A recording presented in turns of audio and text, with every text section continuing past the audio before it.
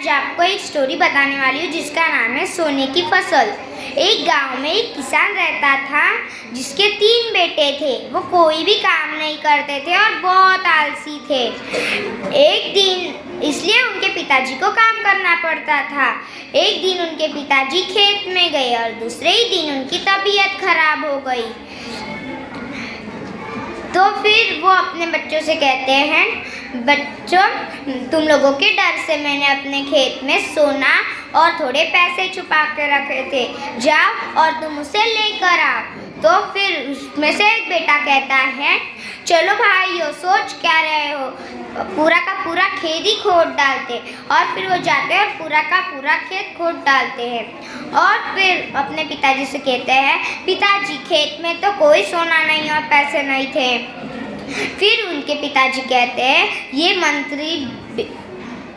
ये जादुई बीज भी बोने थे। और फिर वो जाते हैं और इधर उधर बीज फेंक देते हैं खेत। और फिर बारिश लग जाती है और वो घर आ जाते हैं। फिर 2-3 दिनों के बाद बारिश का मौसम ख़त्म हो जाता है।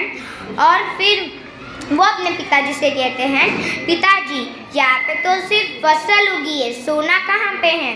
तो फिर उनके पिताजी कहते हैं, ये फसल में तुम्हें चावल दिख रहे हैं, वो देखो कितने सुनहरे सुनहरे हैं। और फिर हम इनमें से जो चावल अलग कर देंगे और इसे बाजार में जाके बेचेंगे तो इसके हमें बहुत सारे पैसे मिलेंगे, जिससे हम अमीर बन जाएंगे।